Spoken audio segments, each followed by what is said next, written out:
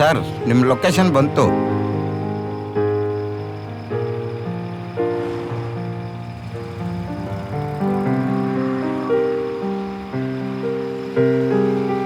Change ನೀವೇ ಇಟ್ಕೊಳ್ಳಿ. Sir ಹಾಂ, 3 ರೂಪಾಯಿ. ನೀವೇ ಇಟ್ಕೊಳ್ಳಿ. 3 ರೂಪಾಯಿ ನೀವೇ ಕೊಡ್ಬೇಕ್ರಿ. ಓ ಹೌದಾ, ಸಾರಿ. ಇಂಥವ್ರು ಬರ್ತಾರೋ.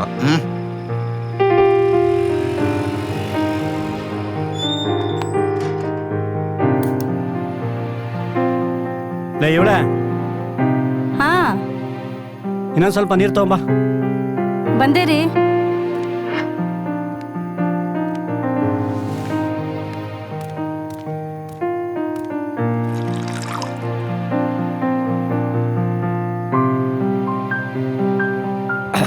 ಎಲ್ಲ ನಿನ್ನ ಮಗ ಇನ್ನೂ ಬಂದಿಲ್ಲ? ಇನ್ನೇನು ಬರೋ ಟೈಮ್ ಆಯ್ತಲ್ಲ, ಬರ್ಬೋದು. ಏನು ಬರೋ ಟೈಮ್ ಆಯಿತು? ಯಾವಾಗ ಬರ್ತಾನೋ ಯಾವಾಗ ಹೋಗ್ತಾನೋ ಅದೆಲ್ಲಲಿತಾನೋ ಒಂದು ಗೊತ್ತಾಗ್ತಾ ಇಲ್ಲ. ಅದೇನಂತ ಎತ್ಬಿಟ್ಟೆ ಅವನ್ನ ನೀನು?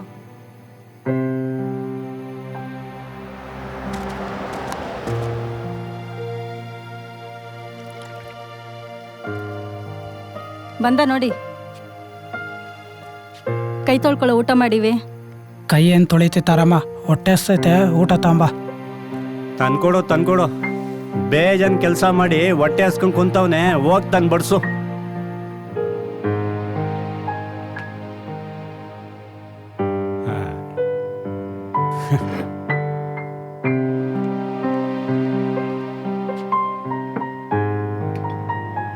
ಯಾವಾಗಲೂ ಇದೆ ಗೋಳು. ನಾನು ಹೇಳಿದ ಕೆಲಸ ಏನು ಮಾಡ್ದ ಅಂತ ಕೇಳು. ಅವ್ನು ತಿನ್ಲಿ ಇರ್ರಿ. ಯೋಚನೆ ಮಾಡೋಂಥದ್ದು ಏನಿಲ್ಲ, ನಾನು ಯಾವ ಕೆಲ್ಸಕ್ಕೂ ಹೋಗಲ್ಲ. ಕೆಲ್ಸಕ್ಕೆ ಹೋಗಲ್ಲ ಅಂದ್ರೆ ಇನ್ನು ಎಷ್ಟು ದಿನ ಚಪ್ಪಾರ್ತಾರ ಅಲ್ಕೊಂಡಿರ್ತೀಯ ನೀನು? ನಾನೇನು ಅಲೀತಾ ಇಲ್ಲ, ನಾನು ಇನ್ನೊಂದು ಬಿಸ್ನೆಸ್ನ ಸ್ಟಾರ್ಟ್ ಮಾಡಬೇಕು ಅನ್ಕೊಂಡಿದ್ದೀನಿ. ಏನೋ ಇನ್ನೊಂದು ಬಿಸ್ನೆಸ್ಸಾ? ಮೊನ್ನೆ ತಾನೇ ಅದೇನೋ ಬಿಸ್ನೆಸ್ ಮಾಡ್ತೀನಿ ಅಂತ ಹೋಗಿ ಎಲ್ಲ ಹಾಳು ಮಾಡ್ಕೊಂಡು ತಲೆ ಮೇಲೆ ಚಪ್ಪಡಿ ಹೇಳ್ಕೊಂಡು ಬಂದವನೆ. ಈಗ ನೋಡಿದ್ರೆ ಇನ್ನೊಂದು ಬಿಸ್ನೆಸ್ ಅಂತೆ. ಅದಕ್ಕೆ ಮಾಡಿರೋ ಸಾಲ ತೀರ್ಸಕ್ಕೆ ಒದ್ದಾಡ್ತಿದ್ದೀನಿ ನಾನು, ಈಗ ಇನ್ನೊಂದು ಬಿಸ್ನೆಸ್ ಅಂತ ಬಂದವನೆ. ನಾನೇನು ನಿಮ್ಮ ಹತ್ರ ದುಡ್ಡು ಕೇಳ್ತಾ ಇಲ್ಲ, ನನಗೂ ಇನ್ವೆಸ್ಟರ್ ಸಿಕ್ಕಿದ್ದಾರೆ. ನನ್ನ ಫ್ರೆಂಡ್ಸು ಕೂಡ ಸ್ವಲ್ಪ ಹೆಲ್ಪ್ ಮಾಡ್ತೀನಿ ಅಂತ ಹೇಳಿದ್ದಾರೆ. ಅಪ್ಪ, ಶುರು ಮಾಡುವಾಗ ಎಲ್ಲರೂ ಸಾಥ್ ಕೊಡ್ತೀನಿ, ಸಾಯೋವರೆಗೂ ಜೊತೆಗಿರ್ತೀನಿ ಅಂತ ಎಲ್ಲರೂ ಹೇಳ್ತಾರೆ. ಆದ್ರೆ ನೀನು ಹಾಳಾಗುವಾಗ ಎಲ್ಲರೂ ಚಪ್ಪಡಿ ಎಳೆದ್ಬಿಟ್ಟು ಹೊರಟಾಗ್ತಾರೆ. ಯಾರು ಒಳ್ಳೆಯವರು ಯಾರು ಕೆಟ್ಟವ್ರು ಅಂತ ನನಗೆ ಚೆನ್ನಾಗಿ ಗೊತ್ತು. ಬಿಸ್ನೆಸ್ ಅಂದಮೇಲೆ ಲಾಭ ನಷ್ಟ ಎರಡೂ ಇರುತ್ತೆ. ಅದಕ್ಕೆಲ್ಲ ಎದ್ರಕೊಂಡು ಕೂತ್ಕೊಂಡ್ರೆ ಬಿಸ್ನೆಸ್ ಮಾಡೋಕ್ಕಾಗಲ್ಲ. ಲವ್ ಬಿಸ್ನೆಸ್ ಮಾಡ್ತೀನಿ ಅಂತ ಬಾಯಿ ಬಡ್ಕೊಂಡು ಬುಡ್ಬುಡ್ಕೆ ಆಡಿಸ್ತೋರೆಲ್ಲ ಲಂಡನ್ಗೆ ಹೋಗಿ ತಲೆ ಮರೆಸ್ಕೊಂಡು ಸೆಟ್ಲ್ ಆಗವ್ರೆ.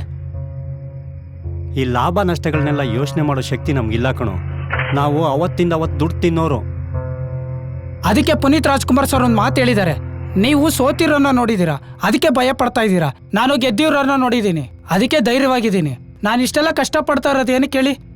ಬಿಸ್ನೆಸ್ಸಲ್ಲಿ ಸಕ್ಸಸ್ ಆಗಿ ನಿಮ್ಮನ್ನೆಲ್ಲ ಚೆನ್ನಾಗಿ ನೋಡ್ಕೋಬೇಕು ಅಂತ. ಅದೇನೋ ಹೇಳ್ತಾರಲ್ಲ, ನವಿಲ್ನ ನೋಡಿ ಕೆಂಬೂತ ಪುಕ್ಕ ತರ್ಕಂತಂತೆ, ಹಂಗಾಯ್ತು ನಿನ್ ಕತೆ. ಮರಳಿ ಯತ್ನವ ಮಾಡು ಅಂತ ದೊಡ್ಡವರು ಹೇಳಿದ್ದಾರೆ. ಅಷ್ಟೇ ಯಾಕೆ, ನೀವೇ ಎಷ್ಟೋ ಸಲ ಹೇಳಿದ್ದೀರಾ. 1000 ಸಲ ಬಿದ್ರು ಎದ್ದು ನಿಲ್ತೀನಿ ಅನ್ನೋ ಧೈರ್ಯ ನನಗಿದೆ. ನೀವೇನು ತಲೆ ಕೆಡ್ಸ್ಕೊಳೋದು ಬೇಕಾಗಿಲ್ಲ. ಲೈ, ದುಡ್ಡಿರೋರು 1000 ಸಲ ಬಿದ್ರು 1000 ಸಲ ಎದ್ದೇಳ್ತಾರೆ. ನಮ್ಮ ಹತ್ರ ಏನೈತೆ? ನನಗವೆಲ್ಲ ಗೊತ್ತಿಲ್ಲ. ನನಗೆ ಯಾವಾಗಲೂ ಇದೇ ಥರ ಮಿಡಲ್ ಕ್ಲಾಸ್ ಜೀವನ ಮಾಡೋಕ್ಕೆ ಇಷ್ಟ ಅಲ್ಲ. ನನಗೂ ಆಸೆ ಇದೆ, ದೊಡ್ಡ ಮನೆ ಕಟ್ಟಬೇಕು, ದೊಡ್ಡ ಕಾರಲ್ಲಿ ಓಡಾಡಬೇಕು, ನಿಮ್ಮನ್ನ ಚೆನ್ನಾಗಿ ನೋಡ್ಕೋಬೇಕು ಅಂತ. ಆದರೆ ನೀವು ಹೇಳೋ ಕೆಲ್ಸಕ್ಕೆ ಹೋದ್ರೆ ಬರೋ 20,000 ರೂಪಾಯಿ ಸಂಬಳದಲ್ಲಿ ಅದೆಲ್ಲ ಮಾಡೋಕ್ಕಾಗಲ್ಲಪ್ಪ. ಇನ್ನು ಎಷ್ಟು ದಿನ ಅಂತ ಇವ್ರನ್ನ ನೋಡ್ಕೊಂಡಿರೋದು?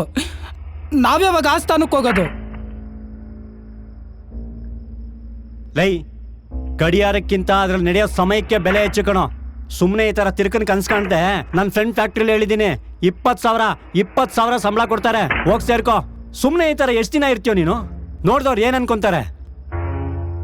ಜನ್ಮಾಷ್ಟಮಿ ದಿನ ಜಗಲಿ ಮೇಲೆ ಕುತ್ಕೊಂಡು ಜನರ ಬಗ್ಗೆನೇ ಕೆಡ್ದ ಮಾತಾಡ್ತಾರೆ. ನೋಡೋರು 1000 ಮಾತಾಡ್ತಾರೆ. ಅವ್ರು ಮಾತಾಡ್ತಾರೆ ಅಂತ ನಾವು ಬದುಕಕ್ಕಾಗಲ್ಲ. ನಾವು ಕೆಲಸ ಮಾಡಿದ್ರು ಮಾತಾಡ್ತಾರೆ, ಮಾಡಿಲ್ಲ ಅಂದ್ರೂ ಮಾತಾಡ್ತಾರೆ. ಮಾಡಿದ್ರೆ ಸಂಪಾದನೆ ಬಗ್ಗೆ ಮಾತಾಡ್ತಾರೆ, ಮಾಡಿಲ್ಲ ಅಂದ್ರೆ ಅಲಿತವನೆ ಅಂತ ಮಾತಾಡ್ತಾರೆ. ನೋಡೋರಿಗೋಸ್ಕರ ಬದುಕಕ್ಕಾಗಲ್ಲ. ಲೈ, ಕೆಲಸ ಮಾಡಿದ್ರೆ ಅಲ್ವನೋ ನಿನಗೂ ಒಂದು ಗೌರವ. ಕೆಲಸ ಅವ್ರು ಕೂಡ 15,000 20,000 ರೂಪಾಯಿ ಸಂಬಳಕ್ಕೆ ದಿನ ಬೆಳಗ್ಗೆ ಎದ್ದು ಬೇಗ ರೆಡಿಯಾಗಿ ಆಫೀಸ್ಗೆ ಹೋಗಿ 10 ಅವರ್ ಕೆಲಸ ಮಾಡ್ತಾ ಅವ್ನು ಇವನ ಹತ್ರ ತೂ ಅನಿಸ್ಕಂತ ಮಂತ್ ಎಂಡ್ ಯಾವಾಗ ಆಗುತ್ತೋ ಅಂತ ಕಾಯ್ತಾ ಸಂಬಳ ಬಂದ್ಮೇಲೆ ಆ EMI ಕಟ್ಟು, ಈ EMI ಕಟ್ಟು, ಜೇಬೆಲ್ಲ ಖಾಲಿ ಆದ್ಮೇಲೆ ಮತ್ತೆ ಮಂತ್ ಎಂಡ್ವರೆಗೂ ಕಾಯ್ತಾ ಇನ್ನು ಎಷ್ಟು ದಿನ ಅಂತ ಹಿಂಗೆ ಬದುಕೋದು? ಅಷ್ಟರಲ್ಲಿ ನನ್ನನ್ನೇ ನಾನು ನೋಡ್ಕೊಳಕ್ಕಾಗಲ್ಲಪ್ಪ. ಇವಾಗ ಎಲ್ಲರೂ ಮಾಡ್ತಾ ಇರೋದೇನೋ, ನಿನ್ ಕೈಯಲ್ಲಿ ಆಗದೆ ಇರೋದೇನು? ಅಲ್ಲ, ನಾನು ಅದನ್ನೇ ತಾನೇ ಮಾಡಿ ಇಷ್ಟು ದೊಡ್ಡ ಮನೆ ಕಟ್ಸ್ಬಿಟ್ಟು ನಿನ್ನ ಇಷ್ಟು ಓದಿಸಿದ್ದು. ಅಪ್ಪ, ನಾನು ಯಾಕೆ ಅರ್ಥ ಮಾಡ್ಕೊಂತಲ್ಲ ನೀವು? ನನಗೆ ಇನ್ನೊಂದು ಅವಕಾಶ ಕೊಡಪ್ಪ, ನಾನೇನು ಅಂತ ಪ್ರೂವ್ ಮಾಡ್ತೀನಿ. ಲೈ, ನಿನ್ಗಾಲೆ 28 ವರ್ಷ ಆಯ್ತು. ನಿನ್ ವಯಸ್ಸವರೆಲ್ಲ ಮದ್ವೆ ಮಾಡ್ಕೊಂಡು ಆರಾಮಾಗಿದ್ದಾರೆ. ನೀನ್ ಇನ್ನೂ ಅಲ್ದಾಡ್ಕೊಂಡೇ ಇದೀಯಾ. ಇನ್ನೂ ವಯಸ್ಸಾಯ್ತು ಅಂದ್ರೆ ಹುಡುಗಿ ಯಾರೋ ಕೊಡ್ತಾರೆ ನಿಂಗೆ? ದುಡ್ಡಪ್ಪ, ದುಡ್ಡು ಹೊಂದಿದ್ರೆ 1000 ಹುಡುಗಿರು ಕ್ಯೂ ಅಲ್ಲಿ ನಿಲ್ತಾರೆ. ನಾನ್ ಜೀವನದಲ್ಲಿ ಸೆಟ್ಲ್ ಆಗೋವರೆಗೂ ಮದ್ವೆ ಆಗಲ್ಲ. ಲೈ, ನೀನ್ ಹೇಳ್ದಂಗೆಲ್ಲ ಕೇಳ್ಕೊಂಡಿರಕ್ಕಾಗಲ್ಲ ಕಣೋ. ನಾವು ಆಚೆ ಹೋಗೋಕ್ಕೂ 100 ಸಲ ಯೋಚನೆ ಮಾಡುವಂತ ಪರಿಸ್ಥಿತಿ ಬಂದಿದೆ.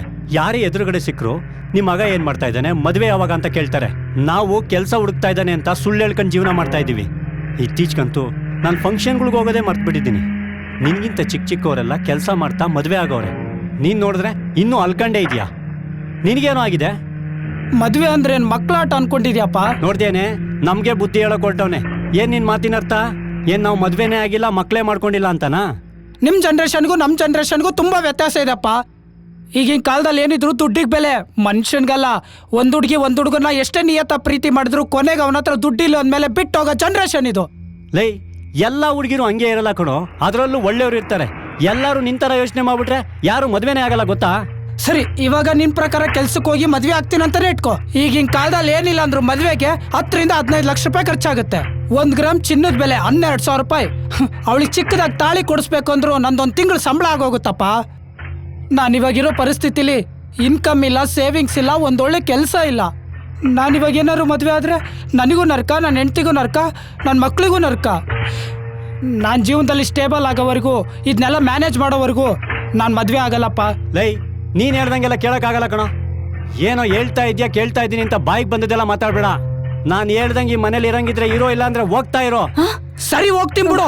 ನನಗೂ ಈ ತರ ಮಿಡಲ್ ಕ್ಲಾಸ್ ಜೀವನ ಮಾಡಿ ಸಾಕಾಗೋಗಿದೆ. ಈ ತರ ಬದುಕಕ್ಕಿನ್ನು ಸಾಯೋದೇ ಹೆಚ್ಚು. ಏಯ್, ಏನು ಮಾತಾಡ್ತಿದ್ಯಾ ರೀ? ನೀವಾದ್ರೂ ಹೇಳ್ರಿ, ಅವ್ನಿಗೆ ನಾವು ಬಿಟ್ರೆ ಯಾರು ಲೈ, ಇದ್ದಾರೆ? ಹೋಗ್ಲಿ ಬಿಡೆ. ಇಂಥ ಮಕ್ಳು ಇರೋದ್ಕಿಂತ ಸಾಯೋದೇ ಮೇಲು. ಏಯ್, ಎಲ್ಲೋಗ್ತೀಯೋ? ನಿಂತ್ಕೊಳ್ಳು ರೀ. ಬನ್ರಿ, ಅವ್ನು ಹೋಗ್ತಿದ್ದಾನೆ.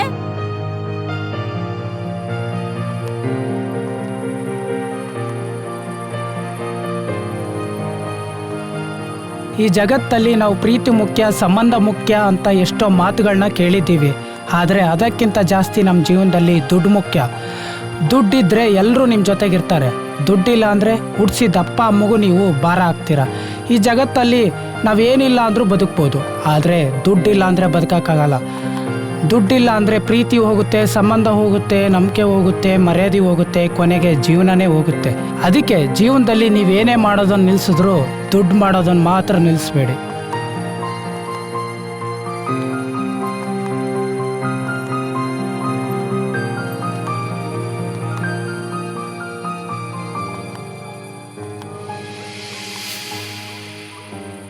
ಈ ವಿಡಿಯೋ ಇಷ್ಟ ಆದರೆ ಶೇರ್ ಮಾಡಿ, ಸಪೋರ್ಟ್ ಮಾಡಿ, ಹಾಗೆ ನಿಮ್ಮ ಕೈಲಾದಷ್ಟು ಹೆಲ್ಪ್ ಮಾಡಿ.